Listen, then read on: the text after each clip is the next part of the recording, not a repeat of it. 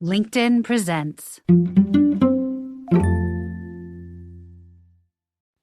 Welcome to the Human Capital Innovations Podcast. We're your source for personal, professional, and organizational growth and development, where we share original research, explore industry trends, and interview executives and thought leaders from across the globe. We hope you join us often for practitioner-oriented content around all things related to leadership, HR, talent management, organizational development, and change management. Maximize your personal and organizational potential with Human Capital Innovations Podcast.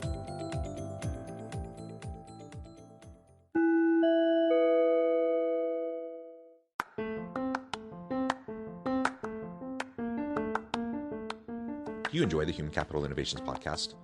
Enjoy ad-free listening by going to the Patreon page, and please consider contributing even at the producer or sponsorship level. And please leave a review. Thank you for your support.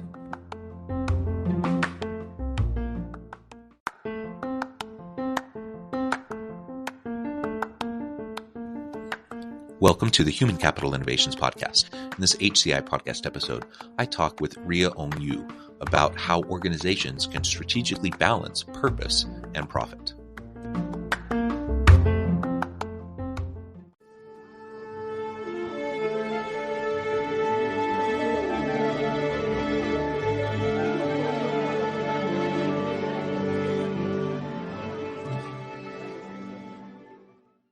Rhea Ong Yiu, welcome to the Human Capital Innovations Podcast.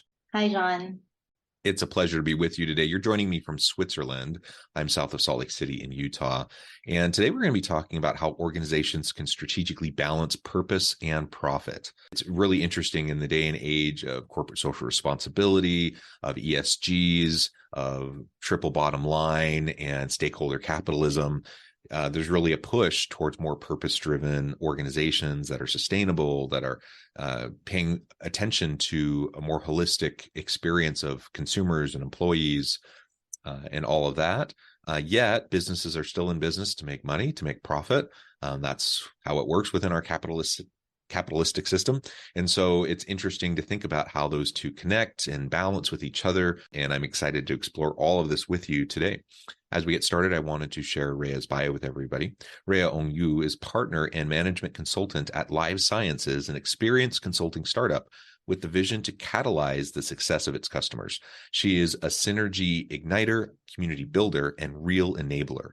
She thrives in the complex transformation world and uses her passion to ignite curiosity, spark change, and support leaders to unleash their inner superpowers. She also co-created Teal Around the World, an initiative that brings together communities of like-minded future of work enthusiasts.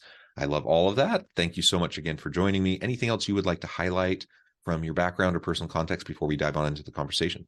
No, thank you for having me, John. And I really look forward to this conversation. Well, why don't we start out with the general framing? Again, this balance between purpose and profit. How do you view those components? How do you view this general balancing act that organizations and that leaders are engaging in? And then we can start to dig into some of the strategic approaches to how we can go about this. I think maybe I could put it in our context, right? Our company, Life Sciences, we are a purpose-led, and also, of course, we need profit in order to thrive in the business. I think there's a real need to strike a balance between what is your big, audacious goals and the big impact that you want to create in the world. And also, along the way, why not create profit so people within the organization can fully actualize their potential and thrive? Yeah. And the reality is, if we don't have sufficient revenues, if we don't have profit, we're not going to be around for very long unless you have a wealthy benefactor who's going to fund everything.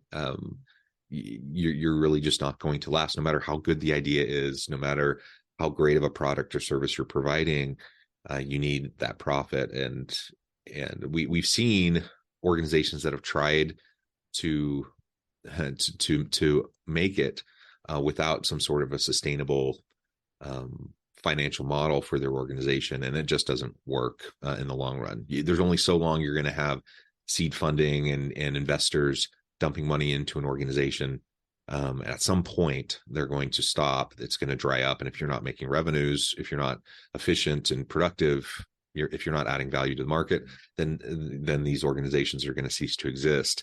And so all along, we have to think about the profit piece, and without it, we're going to struggle for sure. But again, there's really this push towards having a more purpose-driven organization, having work that's infused with meaning and purpose, and the type of work that people get excited about showing up to do. Sometimes that can be in tension with the profit piece. So how do we go about reconciling those elements? No, what you say is very important to recognize that, in order for companies nowadays to stay on the top of let's say the market, it's also important to be very clear on their purpose.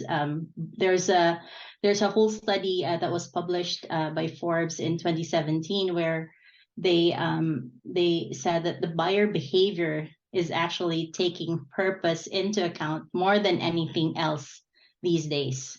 So there's a clear intention around why people want to patronize your product and your business, right? And why people want to work with you. And I think this is something that we need to be cognizant about within the business model, that we need to realize that purpose actually amplifies the profit. And the brands that are standing up for something that is, let's say, very noble as an initiative, will also find itself being more successful in terms of having customer loyalty and preference. Yeah, for sure. So done right, the purpose-driven organization, purpose-driven work, purpose-driven products and services, all of this can lead and really should lead to higher profits. Everything that you just described will be outcomes of all of this. And yet we see the tension remain. Many organizations, many leaders feel like the focus on the purpose is a distraction, perhaps. It just requires an investment that they're not willing to put the time, the money, the energy into. They'd rather focus on, the specific product offering or reducing costs in some way, not adding to costs through investing in purpose. And so, we continue to have this tension. And you have some forward-thinking organizational leaders that get it, and they invest in this, they go all in this. And you see many really great examples of positive outcomes. Yet, in my experience, many still don't quite get it, or they kind of conceptually understand it, but it just feels too risky to really go all in on. What would you say that organizations and leaders tend to be getting wrong about this relationship between purpose and profit, and how can we start to shift the way they're approaching it?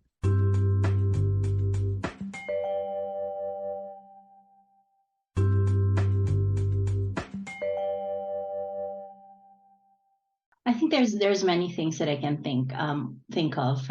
One is in a recent conversation that we've been having around purpose. There's also this: if you're working in a huge organization that has a very aspirational purpose, right? We want to be super innovative to create better futures for our customers. Let's say that's their purpose. And if you are far into the value chain within this whole organization, because it's too big, you probably don't have an interaction with the customers. You don't understand what is there, and there's a need to invest and to bridge that understanding of, is my purpose actually, my personal purpose, aligned with this company purpose?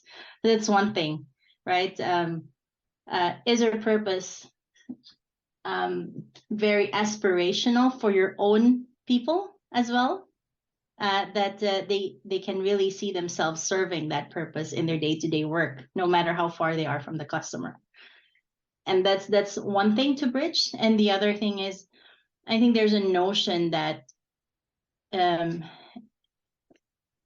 businesses are still very much profit driven, and so how do we change that narrative? How do we actually look at what is the impact we're trying to create as a business? What are we trying to bring to the world that will actually maybe shift the needle in terms of the conversations we're having? I love how there's the ESG and all of this. agencies that allow us to anchor into something meaningful.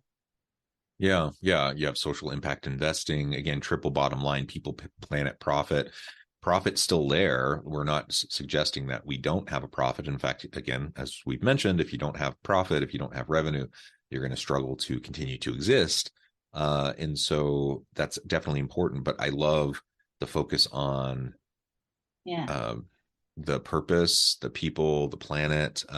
All of those elements are so critical if we're going to look at things holistically. I think about all the negative externalities from an if you think back to your Econ 101 class that you took in college or high school, you talk about negative externalities. Like the free market has many positive components to it, but it produces negative outcomes, especially in terms of exploitation and hurting potentially employees, customers, the environment.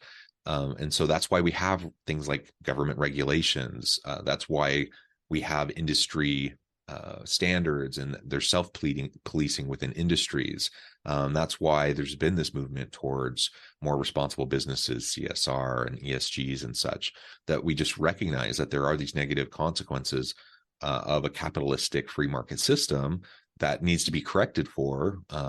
But you don't have to throw the baby out with the bathwater. You can still enjoy many of the positive aspects of the free market while also diminishing or mitigating those negative externalities. And purpose is one of the great ways to go about doing that, because people really get passionate about and get behind a people-centric, people-oriented organization that's focused not only on the good of the people within the organization, the employees, the workers, but also the customers. And they recognize the need, the role they play in their community, the needs for from an environmental perspective, et cetera, the social impact components of what the business is doing or could be doing, the impact that they could be having.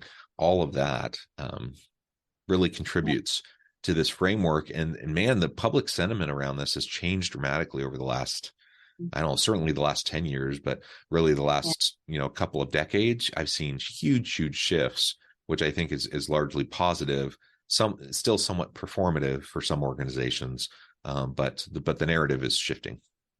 Yeah, I completely agree with you. I love seeing that the narrative is slowly, moving into a good direction. You asked earlier, what other things do I see?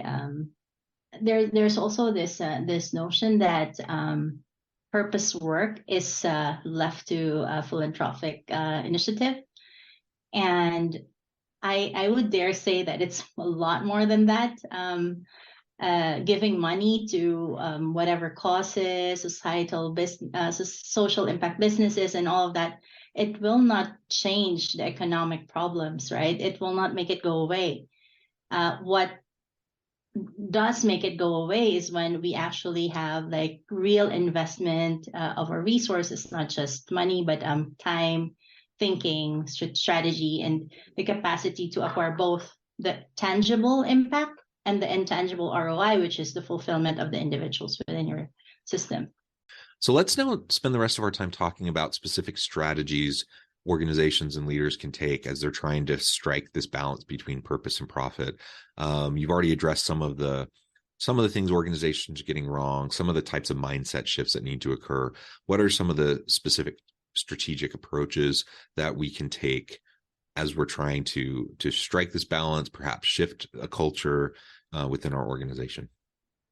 I think the concept of a shared value thinking is very relevant here. When I say shared value thinking, it's about, how do I create a purpose statement within my organization that resonates with my customers, my patients, if you're in the healthcare industry, and also with my people who are working within the organization, right?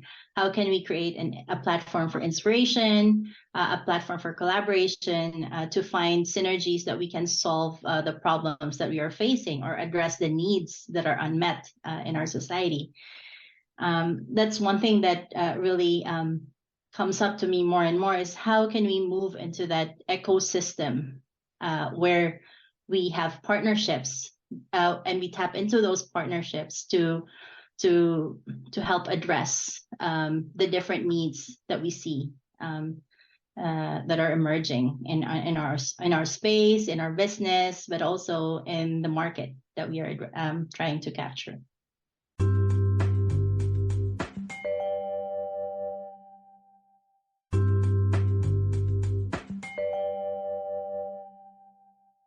As we think about the internal mechanisms of an organization, I think of the policies, practices, procedures that are embedded within an organization that create the organizational system.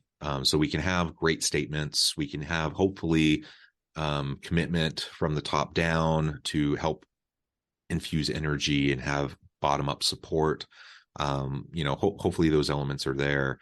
But so much of this, I think, really comes back to what types of systems, processes, procedures do we put in place that will help to embed and infuse these goals and this purpose throughout the organization, hold people accountable for these elements, so that it's not just something, that the CEO gets up in an all hands meeting and kind of gets everyone excited. They think about it for a month and then it kind of fades away. How do we embed this into our performance coaching and performance review process? How do we build this into ongoing OKRs and various metrics that are utilized within the organization? Any thoughts on some of those components? Yeah, definitely. I think one way to enable the impact of purpose is really, and also to, in return, have the profit, is to really unleash the people, the amazing people working in the organizations, right? The potential of these people by creating the right environment for them to be successful. So when I talk about this, it requires a shift from I think it was Simon Sinek who said, if you hire people who are experts in their field, why are we telling them what to do and how to do it, right? So I think about the concept of self-management, where we truly unleash people for what they are there for, to help them bring their contributions and make it known to the organization as well, and to acknowledge, appreciate, and recognize that. Another aspect there is paying attention to the behaviors within the organization that I would like to change. So me as a leader, for example, what are the things that will help me create this right environment for others? So a sense of safety, the sense of community as well is a big deal, because people want to feel safe to do certain things, right? And be their best version of themselves in the workplace. If we can truly achieve that, then I think the inner workings of the organization will help to truly drive purpose and profit forward. Yeah, I think that's great. So I would encourage the audience, anyone listening today, you're thinking, yeah, this makes sense. I want profit, my profit-driven organization to also be purpose-driven. I want to infuse that kind of an environment, that culture into my teams. I want them, you recognize the value and how that's going to help you create better stuff, have more sustainable systems, how it's going to help you attract and retain great people, et cetera. All the many benefits that Rhea, that you've suggested and outlined. And there really is a lot of research to go behind all of this. So you're sitting there, you're listening to this, you're thinking, this sounds good. Conceptually, you understand it's important.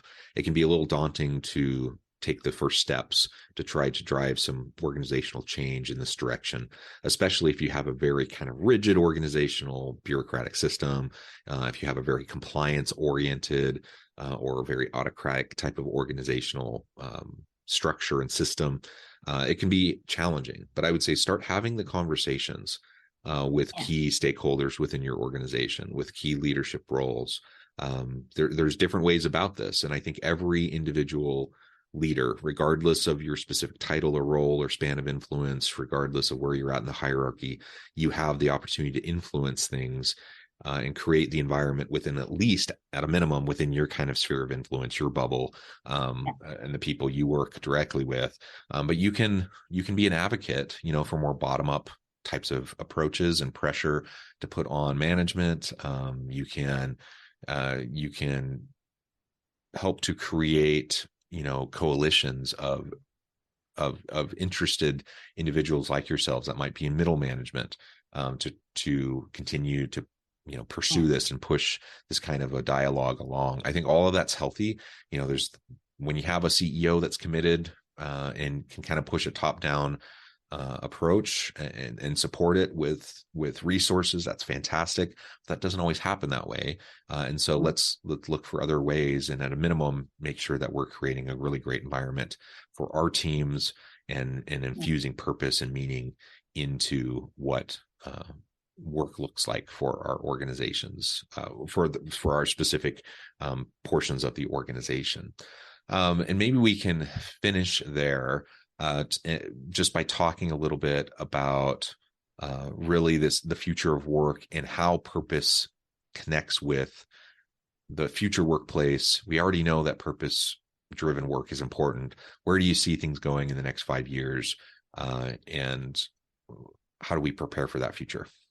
I think the questions that people are asking themselves, the questions that we are asking ourselves have also changed, right? And based on those questions, we are also seeing a shift in how courageous can I be in making a small change tomorrow? Like being mindful that I cannot change the world overnight. What is the small change that I can do every day that will get me somewhere? And I think this is a conversation that many teams are starting to recognize. And has, if you think about, if we change one small thing every day within 20 days of a work week, you actually have 20 changes within a team. That's massive impact. If you think about 20 people in a team, that's exponential. So I think the concept of recognizing that there is power to change some things in small incremental ways is going to really contribute towards the future of how work is going to evolve. Yeah, wonderful. Rhea, this has really been a great conversation. I know at the time I need to let you go here in just a minute. But before we wrap things up, I wanted to give you a chance to share with the audience how they can connect with you, find out more about your work, and then give us a final word on the topic for today. Thank you, John. So yes, thank you for connecting with me. You can reach me on LinkedIn. You can find me on LinkedIn with Rhea Ong Yiu, RHEAONGYIU, and or drop us an email at action@lifesciences, and we will be happy to connect with you if you have any questions. Thank you. Yeah, perfect. Rhea, thank you again. It's been a pleasure. I encourage the audience to reach out, get connected, find out more about what Rhea and her team can do for you. And as always, I hope everyone can stay healthy and safe, that you can find meaning and purpose at work each and every day. And I hope you all have a great week. Do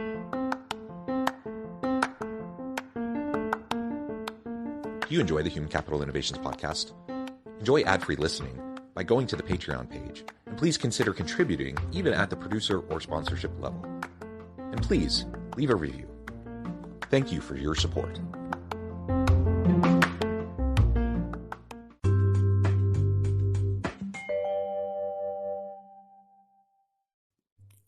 Thanks again for joining us for this episode of the Human Capital Innovations podcast. I hope you stay healthy and safe and that you have a great week.